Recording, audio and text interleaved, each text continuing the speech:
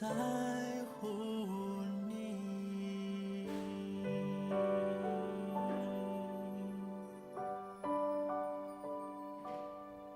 我的盼望只在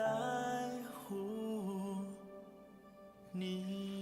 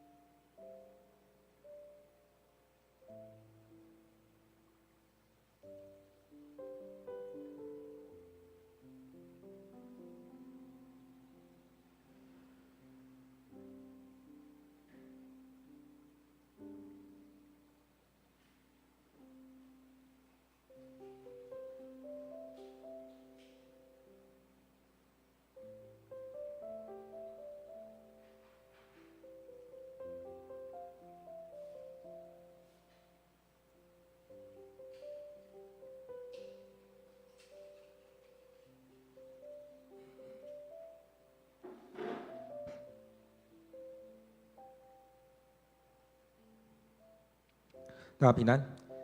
今天6月11日，愿主的恩典与我们同在，带领我们在每一天当中经历上帝的恩典。在今天，我们要一起来敬拜上帝，一起来领受上帝的恩典。上帝是我们力量，主是我们力量，要成为我们的帮助。我们一起来敬拜主，你是我的力量。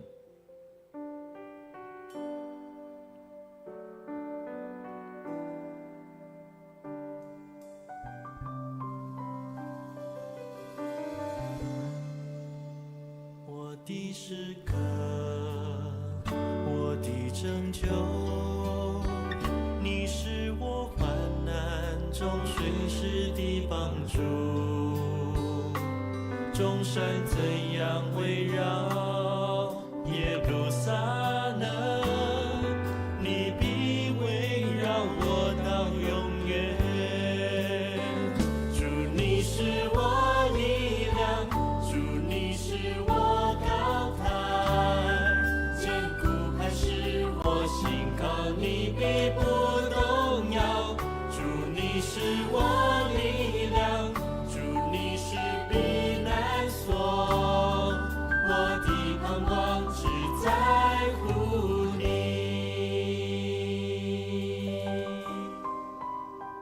我的诗歌，我的拯救，你是我患难中随时的帮助。众山怎样围绕耶路撒冷，你必围绕我到永远。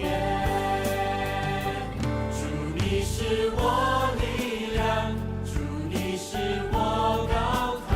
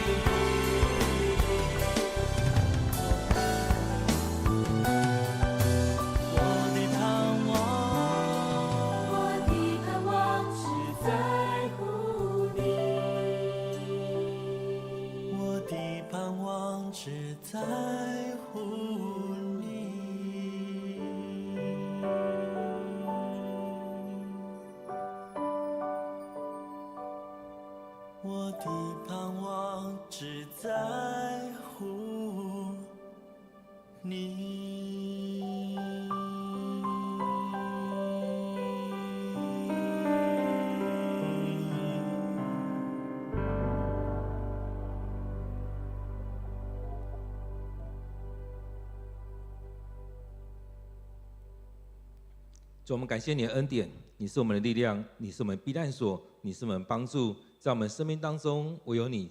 带领着我们。主，我们要将这些都摆上，愿我们能够在当中领受你对我们的帮助。主啊，不管我们生命境况如何，都让我们单单的仰望你。现在主，当我们来到你面前，也愿我们在当中继续的将自己摆上，也愿你的灵与我们同在，愿你继续的看顾着我们。主，我们要将今天的聚会仰望在主你手中，献上我们的祷告，都是奉靠主耶稣的名，阿们。今天6月11日，我们要一起来读彼得后书第1章第1节到第11节。彼得后书第1章第1节到第11节。我西门彼得是耶稣基督的仆人和使徒，我写信给那些借着我们的上帝和救主耶稣基督的义，跟我们分享了同样宝贵信仰的人，愿你们借着认识上帝和我们的主耶稣，得到丰丰富富的恩典和平安。上帝的神能已经把我们过金钱生活所需的一切给了我们，这恩赐是借着认识那位呼召我们来分享他自己荣耀和善德的上帝而得的。这样，他把他所应许那最大和最宝贵的恩赐给了我们。借着这恩赐，你们得以逃避世上那毁灭性的欲望，而分享上帝的神性。为了这缘故，你们要尽力在信心上加上美德，美德加上知识，知识加上节制，节制加上忍耐，忍耐加上敬虔，敬虔加上手足之爱，手足之爱加上博爱。这些就是你们应该培养的品德。如果你们都具备了，你们就会更积极、更有效地认识我们的主耶稣基督。但是缺少这些品德的人是短视，是瞎眼，忘记了他们的旧罪已经被洗净了。所以，弟兄姐妹们，你们要更加努力，使上帝的呼召和拣选成为你们永久的经验。有了这些经验，你们就不至于堕落，这样你们会获得充分的权利，得以进入我们的主和救主耶稣基督永恒的国度。今天的经文在彼得后书第1章第1节到第11节，让我们再用些时间来读今天的经文，来默想，来领受今天的经文。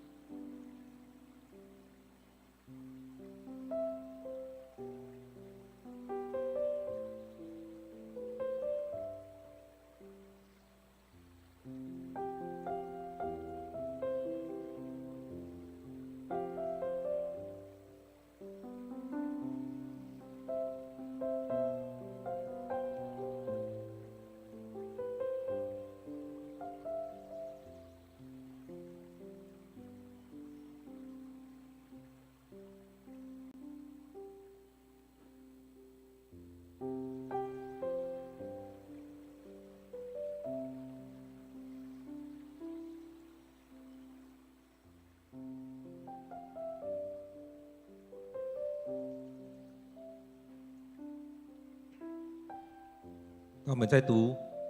彼得前书的时候，其实也提到很多我们可以去调整的，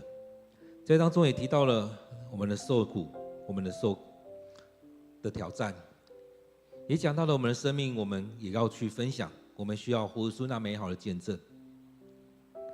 在彼得后书这边，他开始提到说：“我西门彼得。”所以这对我们来讲，我们是很熟悉的一个人。西门彼得，他是跟随耶稣的人，他是耶稣所呼召的门徒之一，甚至有人会说他是耶稣的大弟子，他是耶稣所爱的那一个人。所以在这里面，我们看到他所做的，其实也常在凸显我们自己，我们靠着自己。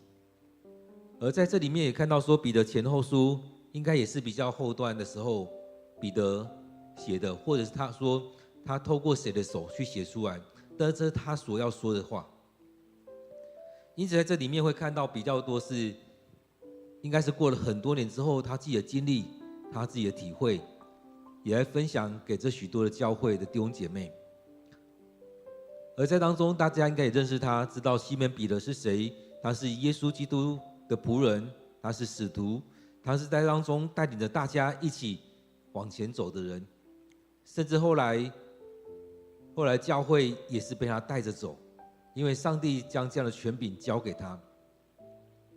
所以他不是照着自己的想法，他是上帝所拣选，然后让他来带领这整个教会。所以这当中我们看到他讲到说，他是耶稣基督的仆人，是使徒，他写信给那一些借着我们的上帝和救主基督的义，所以也可以说是写给我们教会里面的弟兄姐妹。所以当我们在看一些书信的时候，可能像保罗等等他们写的信，有很多是针对教会里面的人写的。而当我们在看4本福音书的时候，4本福音书所写的对象也都很不一样。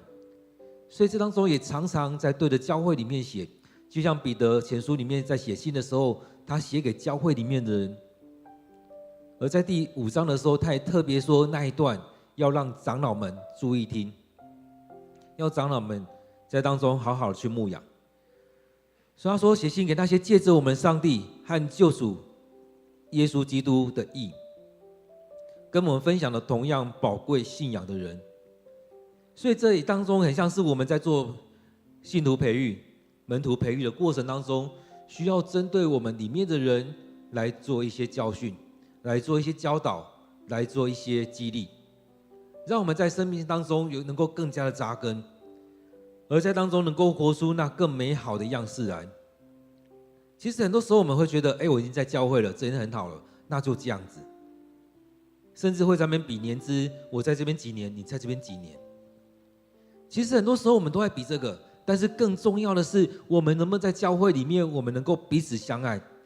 彼此的分享，而且在当中更多的去领受上帝的话语，让上帝的话语浇灌在我们当中，来帮助我们。所以当我们每天读经，也就是如此。其实我们没有在比谁比较厉害，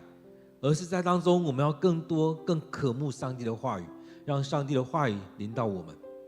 他说他一开始祝福他们，愿你们借着认识上帝和我们主耶稣，得到丰丰富富的恩典和平安。这也常常像保罗一样，他也常赐福他们平安喜乐。所以当中我们看到，在这当中也常常这样祝福。当我们写信的时候，也是这样祝福。其实我们生命里面也是需要这样子，在当中彼此的问安，发自内心的彼此的问安，发自内心的彼此的祝福。其实很多时候我们人跟人在一起都有很多问题。当我们在看保罗的书信，在看这些门徒的书信，其实也会看到当时很教会很多的状况。但是当中我们能不能在这里面真实的彼此相爱？所以今天的经文里面也在提醒我们，也在帮助我们一步一步的有更好的美德、更好的品德在当中。所以这边讲到说，愿你们借着认识上帝，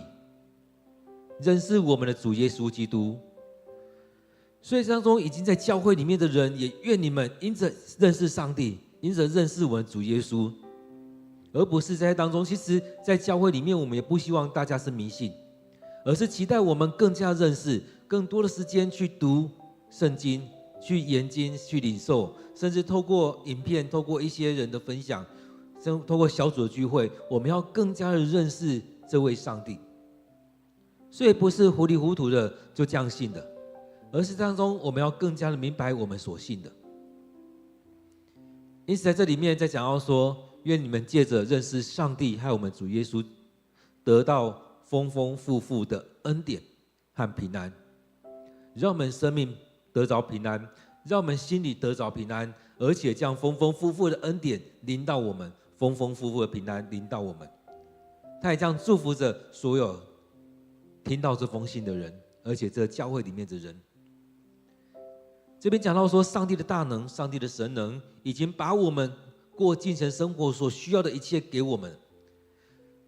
所以当我们在当中有没有去看到，有没有去经历，在我们生命里面，我们生命当中所需要一切，上帝有没有给你？其实我们都会觉得我们是缺乏的。其实以前也有很多的故事在讲，其实我们拥有了很多，但是我们依然缺乏。就像说有一个人去搭车或搭船，他上车上船的时候，依然把他身上那一切都抱在手上。其实我们可以卸下我们的重担，放在船上，放在车上。当你放下来的时候，其实对你来讲是轻省的，而这艘船、这台车子可以载的重量是一样的，因为不管是放在你身上或放在车上，总重量都一样。但是我们觉得我们就是要抱在手里面，我们常常握着自己的东西，但是却没有看到上帝加添给我们的。我们常常觉得上帝没有给我们，但是这边讲到说，上帝的神能已经把我们要的这些精神生活所需的一切都已经给了，但是我们常常觉得没有。所以当我们要过精神生活的时候，其实我们常说在于你有没有决心。其实当我跟一些弟兄姐妹，不管是我们教会的或其他教会的人在分享的时候，其实都在谈一个，你有没有这决心。在教会当中，你有没有决心让你的生命更加的好？你有没有决心好好的读圣经？你有没有决心领受上帝所要赐福给你的？你有没有决心参与在当中，让整个教会不一样？你有没有决心参与在这个国家里面？或许你会觉得很微小，但是当你愿意去做的时候，已经开始在改变。所以我们常常用很多理由、很多的抱怨在谈，但是这边在讲到说，上帝已经将这所有一切都给我们了。这个恩赐是借着认识那位呼召我们来分享他自己荣耀和善德的上帝而得的。所以上帝已经给我们，因我们愿意领受，因我们愿意跟随，上帝已经分享他自己的荣耀和善德。其实当我们在当中这几年这几个月，其实我们一直在分享要去数算恩典。当你数算恩典，你才会看到上帝怎么带领你。当你数算恩典，你就会看到你生命当中所有一切，其实上帝都给你了。或许你领受到一样两样，当你慢慢数算，你会看到越来越多。其实上帝都已经给我们了。在当中我们看到，我们跟那200年前、500年前、1000年前来比，我们可以认得字，我们可以识字，我们可以读圣经，我们已经比那时候的人强多了。我们可以从印刷的得着了一本圣经，甚至透过网络来得着圣经，来读圣经。透过许多牧者的分享，许多弟兄姐妹的分享，我们得着上帝的带领。在当中，我们能够越来越明白上帝的心意，跟着这样走。其实我们也领受了很多的恩赐，很多特别的恩赐在我们当中，让我们可以用这些来得胜，可以用这些来经历这许多的事情。但是我们常常不想要去知道，常常就觉得这样就好了，常常陷入在那抱怨埋怨当中。其实当我们继续数算恩典，当我们真的去服侍，当我们参与在这许多的聚会里面，不用一直在罪里面打滚。其实很多时候我们领受了这很多的恩典，但是我们一直在数算自己有多少的罪，我们一直陷入在那个罪里面，甚至一直被撒旦控诉说，你这个这样子，你那样子，你怎么配得当上帝的儿女？但是当中就讲到说，我们领受了这神能、这恩赐，是借着那位呼召我们来分享他自己荣耀和善德的上帝而得的，而我们所领受这些是上帝已经给我们的，让我们得以过敬虔的生活。就在你有决心的时候，能够有这样的恩典。所以他说，当上帝赐给我们，让我们去分享他要给我们这一切的时候，他说这样，他把他所应许那最大最宝贵的恩赐给了我们。最大最宝贵的恩赐不就是耶稣基督来到我们这当中吗？不就是上帝为我们赐下这宝贵的孩子，来到我们当中，为我们的罪死，让我们得以跟他一起活了过来。所以在罪里面一起同死，也一起同复活，一起钉在十字架上，也一起经历那复活的喜乐。在当中，当我们一起经历这些，我们也因着基督，我们得以成为上帝的儿女。因着基督，我们领受这许多恩典，上帝赦免我们，让我们有能力继续往前走，让我们跟我们弟兄姐妹一起往前走，一起走在这信仰的道路当中，一起去学习彼此相爱，一起互相的服侍。在这所有的能力当中，有许多的都是上帝给我们的恩赐，让我们得以彼此的服侍。所以他说，把他最大最宝贵的恩赐给了我们，借着这恩赐，你们得以逃避世上那毁灭性的欲望。所以当中不是进入在那欲望当中，不是移走而已，是要我们逃避那些欲望，得以分享上帝的神性。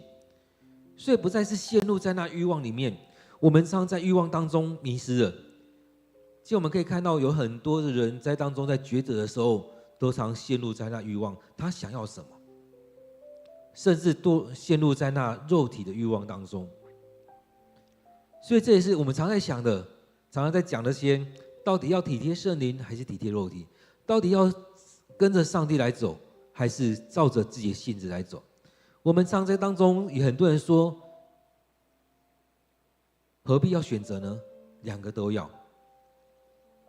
但是当中，当你两个都要，常常就是堕落在那当中。当你选择的第一个是什么？当你两个都要的时候，我们常常说，上帝或者是这金钱，你看中的是哪一个？你不可能同时两颗眼睛看着两个地方。所以在那里面，照着这恩赐，因着耶稣与我们同在，我们得以逃避。他说的是逃避，是远离，不再是两个都握在手上，而是你要放掉一个，而是你要把一个丢弃掉，不再让那一项把你控制了。所以他说，借着这恩赐，得以逃避世上那毁灭性的欲望，进而分享上帝的神性。所以这里才有办法进到这当中，我们在讲的，以上帝的眼光来看这一切，用上帝的眼光在看待这一切的时候，我们的生命就会不一样，你所想的就会不一样。其实当我们在调整的时候，慢慢你会发现，我的想法不同了，我所说的事情不同了，我看一些人的眼光也不同了。有很多我们很羡慕的人，后来会发现，我们也可以跟他们一样，而我们就不再是羡慕，而是成为欣赏。这许多人他们做那美好美善的事情，我们也能够跟他们一样，我们感谢上帝。当我们能够分享上帝的神性的时候，并不是说他们可以做我也可以做，他们有什么了不起。进到这当中的时候，也就是又进入到那欲望，而又让那骄傲出现。所以当我们在反省自己的时候，你会发现，当你被提升，你依然可以去欣赏那些你过去羡慕、过去所欣赏的人，你也会去欣赏那些过去你所不喜欢的人。而在当中跟这许多人同工的时候，或许心里还是会有很多的不舒服，但是你会开始用上帝的眼光去看，去拣选别人。所以这就是我们眼光，这是我们的生命的不一样。不再只是陷入在那许多的抱怨、埋怨、诅咒里面。所以他说，因着这个缘故，因着这个恩赐的缘故，这特殊的恩赐的缘故，他说你们要尽心在信心上，所以要努力在当中一层一层的加上来。其实我们常常说，信仰不是说你一步就要达到这所一切。就像很多人读到加拉太书的时候，会讲哇，这圣灵9果，我每个都要结出果子吗？很多人看到某些东西就觉得哇，压力很大，我就要做到这些吗？确实，我们要期待我们能够做到这些，确实我们期待我们能够结出这美好的果子。但是，就像这边在讲的，一步一步的加上去。所以，第一步是什么？信心。我们要领受这些，我们也需要信心。我们在生命当中有要信心。信心是什么？当你还不了解的时候，当你还不明白的时候，你愿意去跟随，你愿意去做。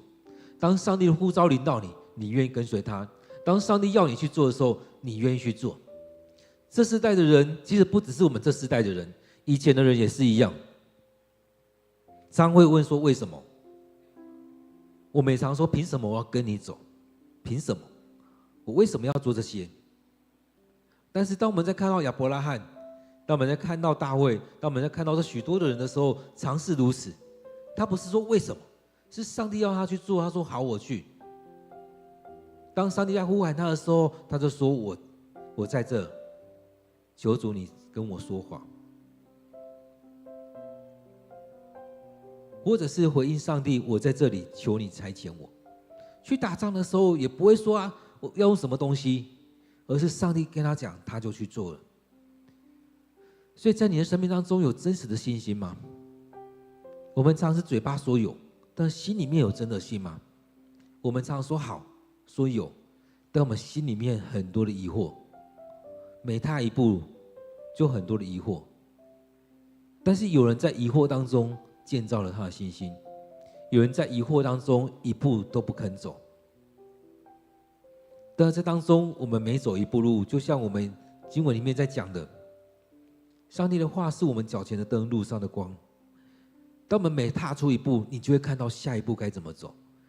虽然不知道前面的路是怎么样，但是也愿主帮助。所以这当中，当我们在路上在走的时候，我们感谢主，让我们路上有灯。当你在骑车在走路的时候，因为有灯，让你不会掉入那悬崖里面。所以他说，你们要尽力在信心上加上美德，在信心当中也要有德性出来，而在这样德性当中也要有知识。所以一步一步的往下走，从信心开始，加上了美德，加上了知识，加上了节制，加上了忍耐，加上敬虔。所以就一步一步的堆叠，其实我觉得这是很美的一个状态，在生命当中一步一步的堆叠，从我们有信心开始，然后加上美德。当你有信心，你再加上美德，你会发现哇，这样的让人家很羡慕你，然后你又可以分享一些生命的话语。这生命话语是从读经，从聚会，从生命当中的许多的见证来，而在这样的知识当中加上节制。其实很多时候我们很多时候说话匣子一开就收不了，有时候你一开口就没完没了。但是有时候我们看到节制很重要，很多时候我们一开口讲的没完没了，到后来你会发现很多多说的话，在后面说了很多多余的话，甚至走偏了。那说的话后来就开始偏了，因为你在想要说什么时候，有时候嘴巴比头脑快，讲了很多不该说的。在很多事情当中，在做许多事情，或在饮食当中，在许多事情当中，我们需要节制。而节制这边加上忍耐，确实要节制不容易，但是当我们能够忍耐的时候，慢慢你就会更知道节制该怎么做。而在当中一步一步走的时候，你会看到，当你再加上敬虔，这些忍耐跟节制就会是很自然的事情。所以有没有发现很多事情我们都是自我要求，要求别人也要求自己。但是在当中我们看到从信心走到近前，这当中再回来看，你会发现哇，原来我已经走了这么远了。所以这一步一步的加上去，你会发现你的生命会更加的美好，你能活出那基督的馨香之气。后面讲到说，加上手足之爱，再加上博爱。以前在念书的时候，常常大家都会说啊，你们基督徒不是博爱吗？所以用这样去调侃许多事情。但是在这里面，让我们去看，加上敬虔，加上手足之爱。从敬虔，因为爱上帝，你更能够爱身边的弟兄姐妹。因着爱上帝，你看到这些人的不足，你会去帮助他们。因为爱上帝，你看见这些讨厌的人，你也会爱他们。因着爱这些你可以看得到的人，我们才有办法去爱这些我们所接触不到、看不到，我们这国家其他的人，或者世界上其他的人。所以当中我们看到许多的单位，不管是那些食物银行，或者说市长会在推的，去关心台湾这些需要的人，或国外那些需要的人。所以在这里面，让我们看到一步一步的去培养出我们的生命，从信心加上美德，加上知识。当你明白了，接着让我们能够学习节制、忍耐，进而进到敬虔当中。在敬虔里面，我们就得以彼此相爱。就像圣经里面在说，当有人打你的右脸，左脸也给他打。我们很多时候觉得怎么可能？当有人要求你陪他走1里路，你跟他说，那我再陪你多走1里路。我们常常说怎么可能？但是这就是我们的生命。当你看到他的生命的情况的时候，你才会陪他走。所以这一步一步一直走到敬虔，也就是让我们的生命一步一步的更加健康，一步一步的去进到上帝的心意当中。而当你越来越健康，当你越来越恢复上帝在你生命当中的形象，当我能够恢复的越多，你才有办法真的去爱那些人。耶稣说，当你爱那些爱你的人，其他人也会这样做啊。但是爱你的邻舍，爱那些你的敌人，这是外人做不到的。所以这当中也就是一样，让我们从爱我们身边的这些人，爱我们家中的人，爱我们教会里面的人，爱我们身边所遇得到的这些人。所以他这边在讲到说，写信给这一些一起领受上帝的恩典的人，上帝的恩赐的这些人，也就是写给教会里面这些弟兄姐妹，你们要彼此相爱，你们要彼此相爱。当我们在看保罗的书信里面，常常想到说，你们要彼此相爱，要彼此服侍。最后提到谁跟谁你们不合，你们要彼此认罪，彼此悔改，你们要回到上帝面前来。所以就是如此，我们要先在爱中，在教会里面彼此相爱。耶稣也说，你们若彼此相爱，众人就从此认出你们是我的门徒了。所以在当中，在教会里面有彼此相爱，我们才有办法再加上博爱，再去爱那些教会外面的人。所以彼得说，这就是你们应该培养的品德，这些是你们应该要培养的品德。如果我们直接把它看过来，会觉得哇，好沉重，压力好大。但是我们一步一步的走，从信心进到美德，进到知识，从这当中一步一步的往前走。所以就是进到教会里面来，我们要去栽培，我们要训练弟兄姐妹在读经，也在课程当中用培育系统在培育我们弟兄姐妹，让我们更加的明白上帝的心意。他说，你们都具备了，如果你们都具备了，你们就会更积极更有效地认识我们主耶稣基督。其实前面讲的那些已经如果我们都具备了，如果我们已经走到那边了，其实我们生命已经很自然的具备这些的时候，其实我们很自然会积极的参与聚会，更多的想要认识耶稣基督，透过各种方式，想要更知道上帝的心意、耶稣的心意。所以在过去前面讲的这几项，让我们一步一步的去经历这一些。当我们能够爱手足，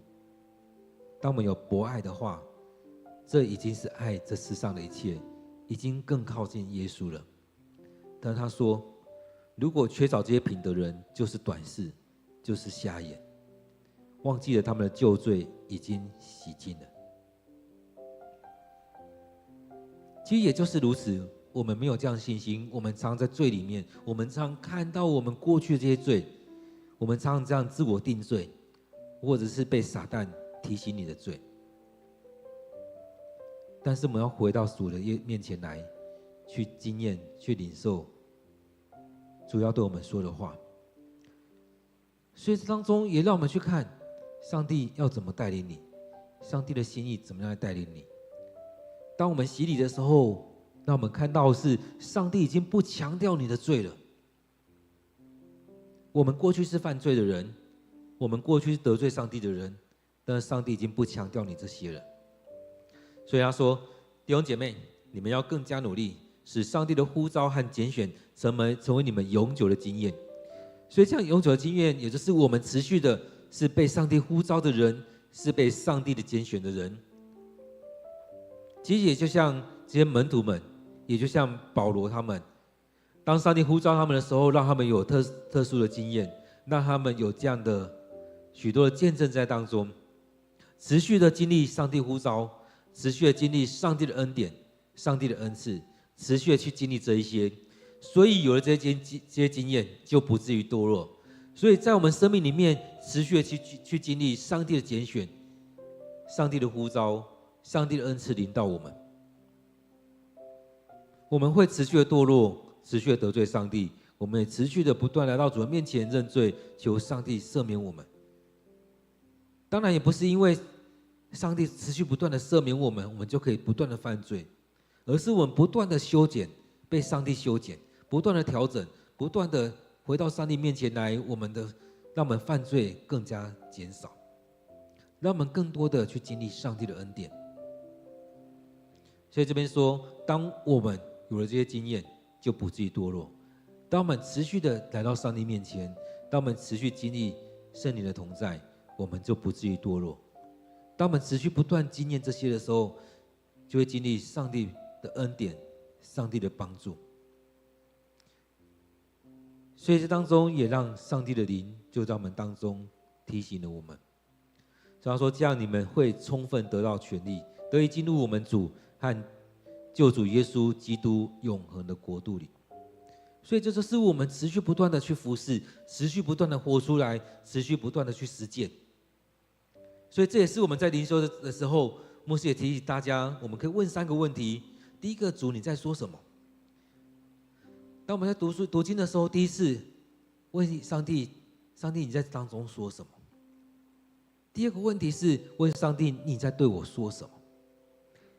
第3个是上帝，你要我去做什么？所以当我们每次读经的时候，我们就问这3个问题的时候，也求上帝帮助我们，让我们知道去做什么来回应上帝。当我们持续不断的做，不断的做，我们生命会不断的活出那美好、那馨香之气。当我们持续不断的操练，不断的做，我们生命会持续不断的被调整，所以也会进到上帝的恩典当中。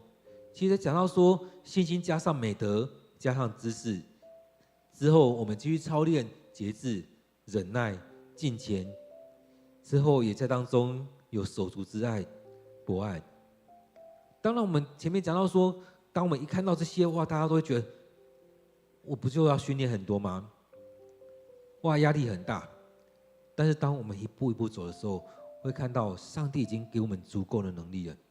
其实今天的经文里面也在讲，上帝已经给我们这足够的能力，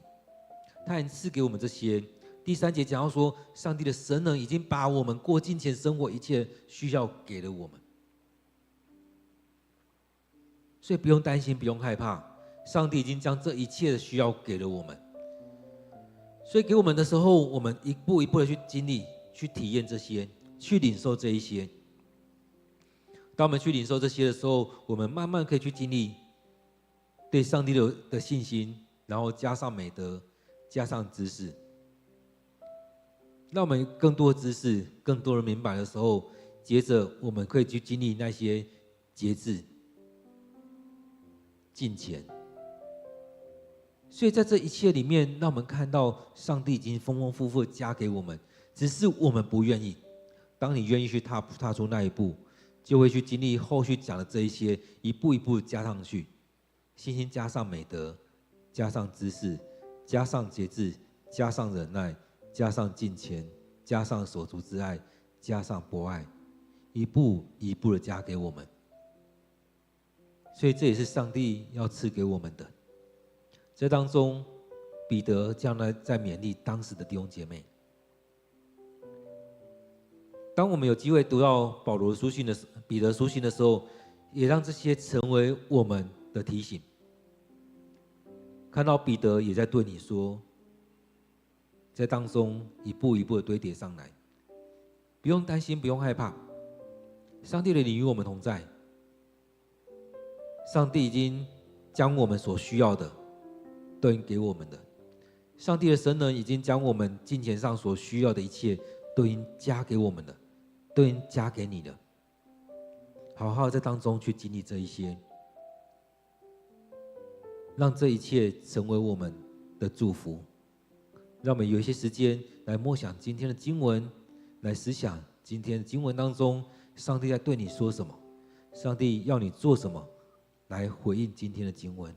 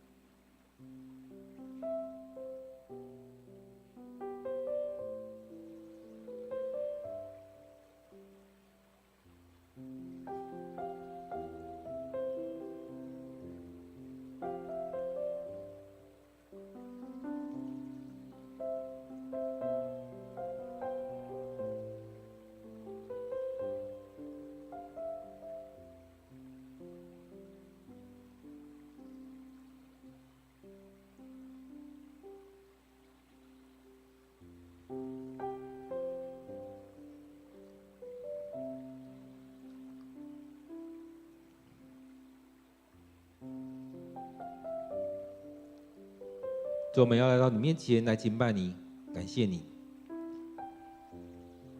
当我们在这当中要去经历这许多事情的时候，你已经先加添将能力、将权柄在我们当中，你与我们同在，让我们对你有信心，让我们在当中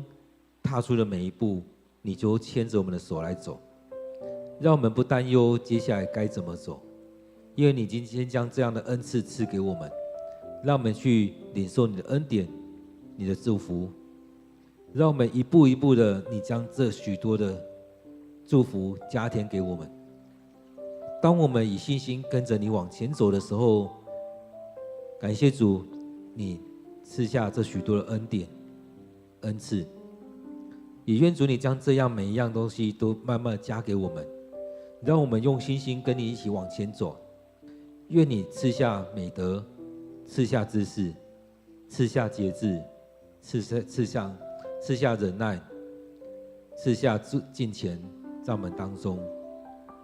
也让我们从你当中去领受你对我们的充充足足的爱，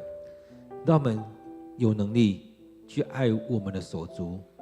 去爱我们这每一位弟兄姐妹，去爱这世上的人。就像德蕾莎修女一样，当她看到那个穷人跟她说我渴了，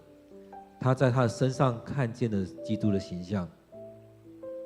改变了他的一生。所以让我们从这当中，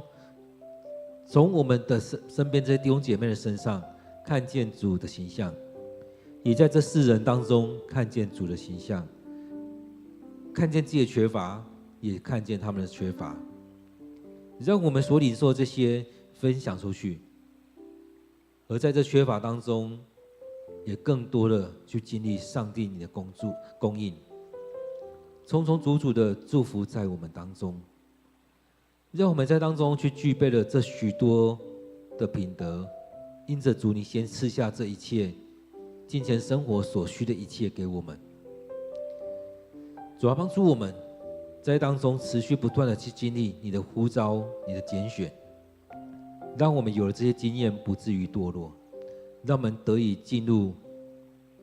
我们的主和救主耶稣基督永恒的国度里。愿主你陪伴着我们。主，我们要将今天的聚会仰望在主你手中，愿主你赐福与保守，也悦纳我们所摆上的。我们将祷告祈求都奉靠主耶稣的名，阿们。愿我们每天都有一段时间来到主的面前，来领受上帝的恩典。愿上帝赐福你。